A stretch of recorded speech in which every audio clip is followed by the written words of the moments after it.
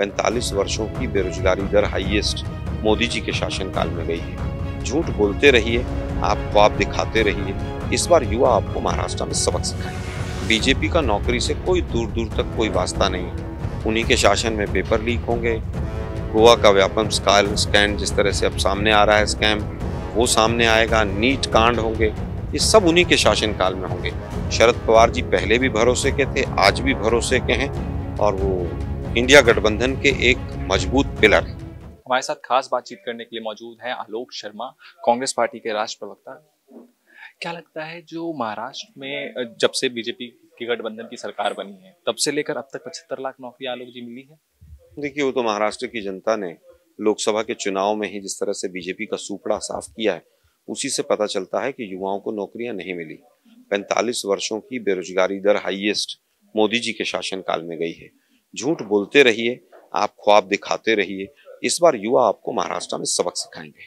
ये सवाल मेरा इसलिए था, 2019 में एक तरफ बीजेपी वादा करती है कि 1 करोड़ हम जॉब देंगे, नौकरियां देंगे, लेकिन वही 2024 में उनका वादा आ जाता है 25 लाख का। तो क्या उनमें से बचा हुआ 25 लाख?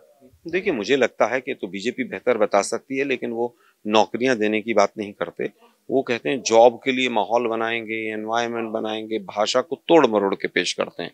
नौकरी तो देना ही नहीं चाहते। बीजेपी का नौकरी से कोई दूर दूर तक कोई वास्ता नहीं है। उन्हीं के शासन में पेपर लीक होंगे, गोवा का व्यापम स्कैम जिस तरह से अब सामने आ रहा है स्कैम, वो सामने आएगा। नीट कांड होंगे, ये सब उन्हीं के शासनकाल में होंगे। बीजेपी का नौकरी से कोई दूर दूर तक कोई वास्ता नहीं। एक अजीत पवार ने न्यूज लॉन्ड्री को इंटरव्यू में कहा है कि 2019 में 5 बार की बैठक हुई थी, जिसमें कि अमित शाह, शरद पवार और अजीत पवार खुद और गौतम अडानी भी मौजूद थे, और गौतम अडानी के आवास पर ये बैठक हुई थी। तो क्या जो गठबंधन टूटा और भाजपा की सरकार बनी महाराष्ट्र में, उसमें ऐसा ही कुछ हुआ? देखिए, इसके बारे में तो अजीत पवार ही बेहतर बता सकते हैं। ना कोई कांग्रेस से उस बैठक में आया है कि कोई था, तो हम क्या कह सकते हैं कि उस मीटिंग के अंदर क्या हुआ, मीटिंग में कौन था कौन नहीं था, ये तो बीजेपी क्लैरिफाई करे। एक अंतिम सवाल, क्या शरद पवार भरोसेमंद है? क्योंकि अजीत पवार ने यह भी जिक्र किया कि हमारे लीडर के दिशा निर्देश पे ये हुआ। देखिए, अजीत पवार की पत्नी भी हार गई चुनाव, बड़ी दुर्दशा में है वो इस तरह के आरोप लगाएंगे बेबुनियाद।